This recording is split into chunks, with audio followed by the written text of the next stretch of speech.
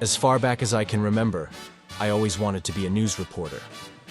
To me, being a news reporter was better than being president of the United States. Even before I first wandered onto Latro, I knew I wanted to be a part of them. It was there I belonged. I remember the night vividly, the grimy one-story office with its faded Fox News sign above the door. It was after midnight, and I saw them. A group of impeccably dressed hoods, lounging around, sipping coffee, and talking in low tones. They weren't like anyone else. They did whatever they wanted. They were my heroes. I started working at Fox News soon after, running errands and doing odd jobs. I felt like I was a part of something bigger than myself. I could go anywhere, do anything. But as much as I loved it, my parents didn't share my enthusiasm. At first, they were proud that I found a job, but soon they grew wary. My father, especially, was always pissed off. He knew what went on at Fox News, and he didn't want me to get mixed up in it. But I didn't care. No matter how many beatings I took from him, I wouldn't listen. I was determined to be a part of that world, no matter the cost. And so I continued to work at Fox News, rubbing shoulders with the wisest guys and learning the ropes of organized news. It was a dangerous path, but it was the only one I wanted to walk.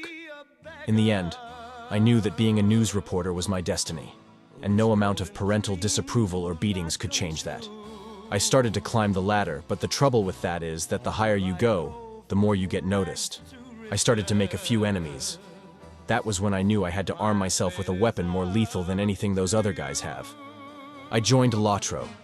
It was all fun and games at first, an instance here, a raid there. But the more I played, the more I realized the crown jewel I had stumbled upon. This place was a fucking shithole, and where it stank, there was news. I was used to ruffling some feathers back down in Brooklyn, but it was a whole new game here. Reporting didn't just make you another one of those wise guys. It made you the wise guy. Yeah, I'd make up stories every now and then, but that's how this game was. It was how we got things done. Well, it was how things were done until they started to catch up to me. The first night I met Severlin and Cordovan was back in 1997, before Latro was even a thing. I was at a Boston cop bar, trying to get intel about a scheme they were running. It was easy enough. Get a guy on the inside to steal the cargo and sell it off on the street for double the profit. They weren't inventing the wheel, but they were damn good at what they did. Back then, they didn't go as Severlin and Cordovan. No, I knew them as Dom and Brian. They were into fast cars and fat girls, and they were furious. They told me about a scheme they were going to run one day, a dream scheme. They'd get a bunch of backers and start up a Middle-earth game, call it Middle-earth Online. They were never really that creative when it came to names. They'd milk boomers for everything they had. They threw around some words I didn't know shit all about, KPI or something. They'd build a base of immovable geezers and then split the cash from all the corgis they'd sell. It was genius. I lost track of them for a while. But it didn't matter, 'cause in the end, they found me. It didn't happen in any miraculous way like it does in the movies. No, it happened more casually. See, back then they had something called a lifetime account. I guess it was a way to pull people in. You pay once, and you're a VIP for as long as you log on. I had one of those, or so I thought. One day, I started racking up bans faster than you can say Fast and Furious 1, 2, 3, 4, 5, 6, 7, 8, 9, 10, 11, and 12. I'd log onto Latro and find that my account was getting banned. Why? I don't know. Support never replied to me. That kind of scamming had Dom and Brian written all over it. They were trying to edge out the people they couldn't milk for mobile mail. Now, I couldn't be sure at that time, so I had to do some more looking around. Some months went on, and I kept snooping until I had my smoking gun. And what do you think tipped me off? Go on, give it a go. It's not what you think it is. See, back in those days, Dom and Brian had a partner, Letty. She was kind of a, I don't know, I guess a nerd. She loved dragons and shit, and let me tell you, I was surprised when I didn't see her fingerprints over this Latro crap. But then I heard about DDO. Those fuckers had set up Letty as ringleader, and she was milking them dry. I thought Dom and Brian were the leads on this thing, but no, the story was bigger.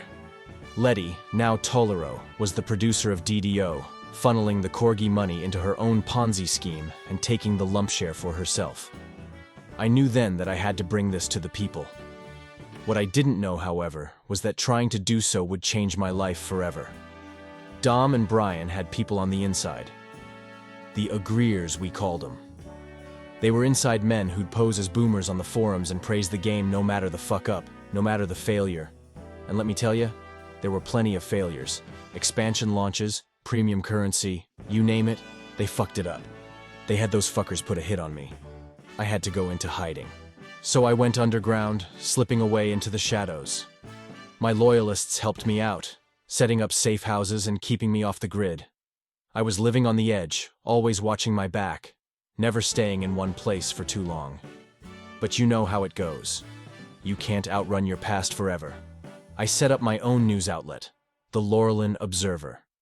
I would tell it to the people like it was. Now, you might be asking, why seek revenge on those once close to you? I'll tell you why. 'Cause I wanted my piece of the fucking pie. See, if you play Lautro, you know about a thing called the game engine controversy. When Dom and Brian told me they wanted to set up a little thing called Middle-earth online, I knew they were lazy fucks, so I gave them a few tips. Intertwine the game around an engine you never have to change without demolishing the game, and you never have to appease player-demanded updates. It was genius. You can run prehistoric shit, and when they ask you to change things, all you gotta do is say it is out of your hands. They stole my fucking idea. They stole it and were making one hell of a profit, and I would not let that happen. I gave them an ultimatum, get me in on it, or I'm telling the world. What do you think they did? The thing about life is, you can't run forever. These things catch up to you. I was holed up in a dirty little bunker, hiding like a rat in the dirt, and Dom and Brian still caught up to me. Right when I wanted to shoot at them, they had 20 men on me, and that was it. Game over. The mighty Laurelin Observer captured like some common criminal. But hey, that's life in the fast lane. 1 minute, you're on top of the world. The next, you're staring down the barrel of a gun. So here's the deal, see? I ain't nobody special, just a regular Joe trying to make a name for himself. I ain't no saint, but I ain't no devil neither. We're all in it for ourselves, aren't we? But it takes a real wise guy to own up to it. The thing is, the only thing that separates us wise guys from the rest is that we know we're bending the rules. We just ain't losing sleep over it. Me? I know who I am. Do you?